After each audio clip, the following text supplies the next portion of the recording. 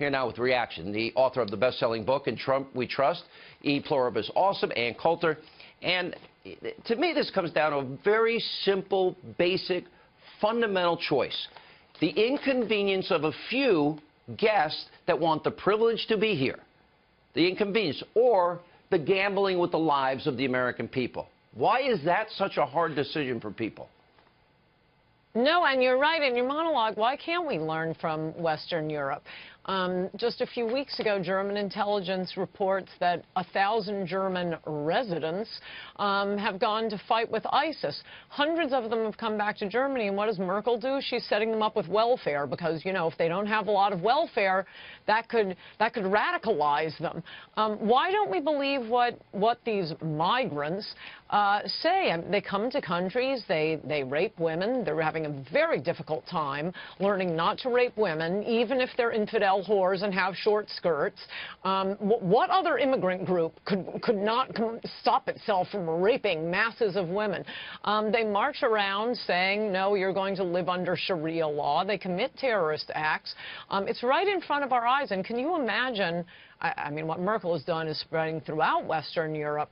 But just in Germany alone, combining German military discipline with Islamic ideology, it's terrifying what we're up against. Why would you do that in this country? And meanwhile, they keep trying to distract us with Russia, Russia, Russia. Russia is probably one of our better allies in the fight against Islam. They've been dealing with these Islamic terrorists for centuries now, and you remember, they're the ones who warned America about the Tsarnaev family that blew up the Boston Marathon. But no, our government officials wouldn't listen. Let's just worry about Russia now that how long ago did Reagan win the Cold War? It's over. It's 6 months of a conspiracy lie. I mean, it's been nonstop. Here's a really tough question. I know you'll touch it, but so many are afraid to touch it. If you grow up under Sharia and you're a man and you think you have the right to tell women they can't drive, travel, they've got to dress a certain way, they can't be seen in public without a male relative, if you think you can throw gays and lesbians off of big buildings and kill them or hang them, if you persecute Christians and Jews, how do we know? How do you ever vet somebody's mind and heart? If your culture, you grew up, that's what you learned, which directly contradicts our constitutional values. How do we vet that? Is that possible even? No, you're absolutely right. In addition to the fact that there is no, Syrian FBI, they don't have a computer database, and there was testimony before the Senate last year saying there's nothing to vet. There's nothing we can look at. I also think it's worth mentioning, maybe you've shown these, and if you haven't, you should. I tweeted it out a few weeks ago, photos of women going to college in Afghanistan not that long ago. It was in the 70s. And it looks like an American college campus. They're wearing, skirts and button-down shirts and carrying their book bags. Things can turn overnight when you're bringing in these masses of people from very, very different cultures and make it a hate crime to ask them to assimilate, for the cherry on top. And they have no intent of assimilating. Plus, what are we getting out of this? It's one thing if we're bringing in nuclear scientists or engineers. I don't think we're getting a lot of those. But the vast majority of refugees are just instantly coming in, sucking up welfare that's meant for our people. Yeah. Let me ask you a political question. One of my favorite clips of the snowflake left is you were on your buddy Bill Maher's show. And it's like June or July of 2015. And you say, yeah, Donald Trump has the best chance of winning. And the crowd just is laughing at you.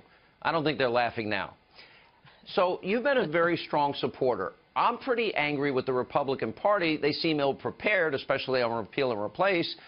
And it seems like the president's trying to clean it up. Hopefully they get there. Hopefully they get consensus. Are you happy with how things are going so far?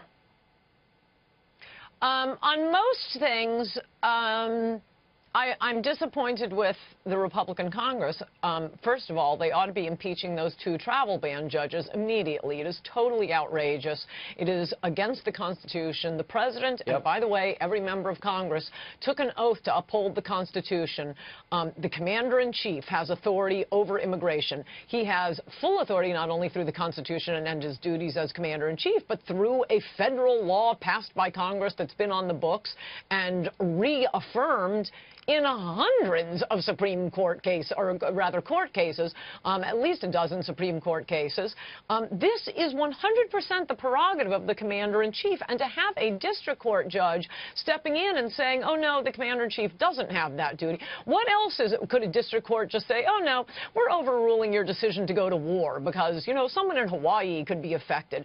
This is what we need Congress doing. I was hoping for a better repeal of Obamacare. Sean, they've had 7 years to work on it, and no one in Washington seems to understand the free market.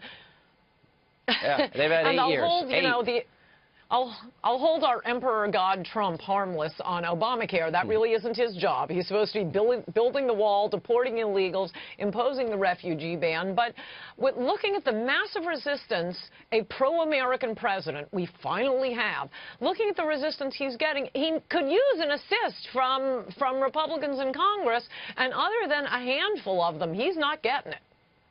All right. And Coulter, I owe you an email, by the way, and I'll get that to you right away. Thank you, as always. Appreciate you being with us.